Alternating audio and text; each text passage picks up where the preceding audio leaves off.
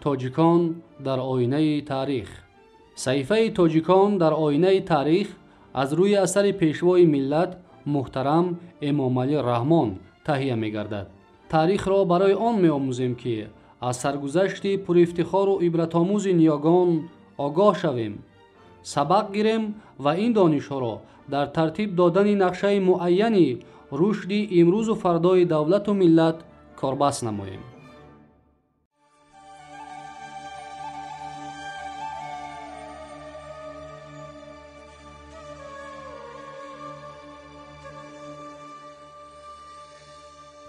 ادامه صحیفه تاجیکان در آینه تاریخ. شاهراه ابریشم، پل زرین گذشته، امروز و آینده.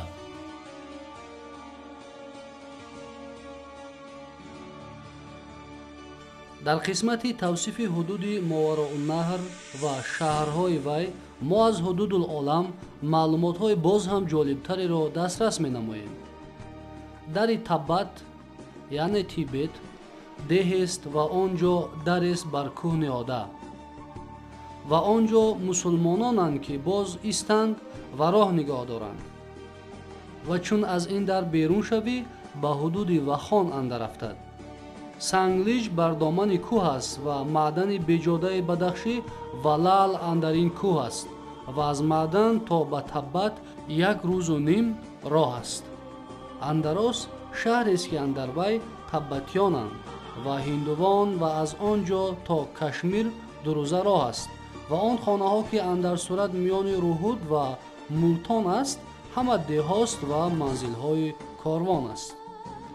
از این پاره مختصر اقتباس ها پی میبریم که بدخشان 1000 سال از این مقدم وطن بازرگانان، مکان استخراج سیم و زر، بجاده و لاجورد بوده، با سرزمین تیبت و هند و کشمیر داد و گرفت و رفت و آمد داشته است. گذشته از این میتوان افزود که به سرزمین بدخشان و خان و شغنان و دیگر شهرهای دورتر قلمرو خراسان و ماوراءالنهر توسط تیبت بازرگانان هند و چین مال و متاع افزون می آوردند. طبق معلومات حدود العالم از چین متاعهای ابریشمین حریر، پرند، دیبا، گزوارهای پختگین گوناگون و اشیاهای نفیس از جمله دسته های کارد وارد می شده است. از هندوستان به بدخشان داروهای گوناگون، مشک، عود، عنبر، کافور، گوهرهای گرانبها از قبیل مروارید، یاقوت، الماس، همچنین جامه‌های خوشخرید می آوردند که سپس به کشورهای دیگر انتقال داده می شده است. و همه چیزهای هندوستان به تبت افتاد و از تبت به شهرهای مسلمانان افتاد. راههای آباد کاروانگرد خصوصاً در دوره دولتداری باختری ها که سرزمین پهناورشان تا حدود هند و چین می رسید پدید آمده تجارت با کشورهای مختلف و دولت‌های دور و نزدیک آسیا اوج می گیرد. مورخ یونان قدیم کتیسی که در انتهای عصر 5 و آغاز عصر 4 تا میلاد عمر به سر برده است از موجودیت راه آباد و کاروانگرد درک می دهد که از افس تا باختر و هند طول کشیده از شهرهای کلان و مرزهای پهناور می گذشت.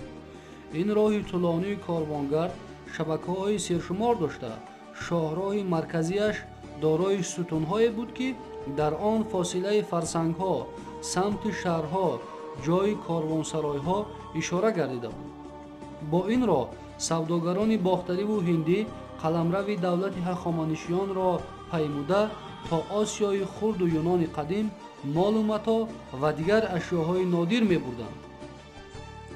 هرچند از آثار کتیسی چیزی مکمل تا زمان ما نرسیده باشد هم پارچه‌های علاهیده از اثر او تاریخ فارس در تفسیر و اقتباس مورخان یونانی دیودار، پلینی، کسنوفونت، پلوتارخ، فوتی دسترس گردیدند که در آنها آید به لشکرکشی‌های نین شاه آشور به باختر، شهرهای آباد و راههای باختر، استحکام‌های حربی و قلعه‌های بلخ قدیم، مبارزه‌های شاه باختر اکسیارد بر ضد اجنبیان از جانب کوروش کبیر، ضبط گردیدن مرزهای همجوار باختر معلومات خیلی جالب آمدند.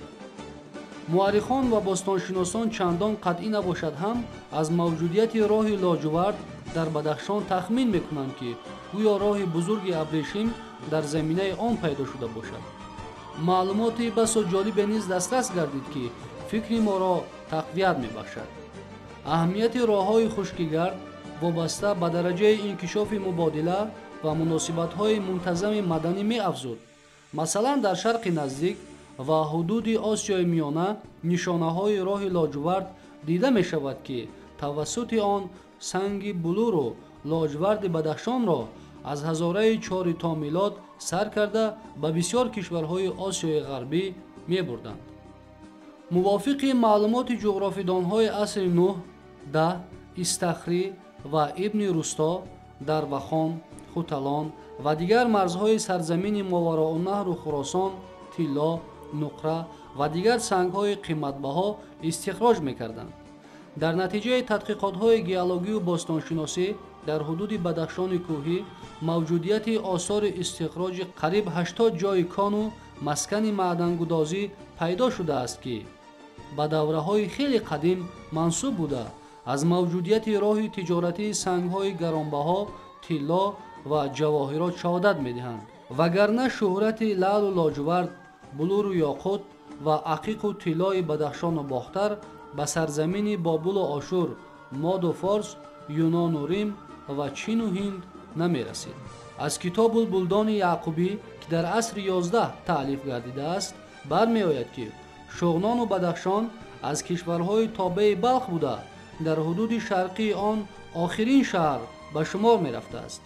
яъне маълум мешавад, ки тақдири таърихии мардуми Бадахшон аз давраҳои қадим то имрӯз бо тақдири Бохтару Балх ва Тахористони Баъдина иртиботи доимӣ доштааст.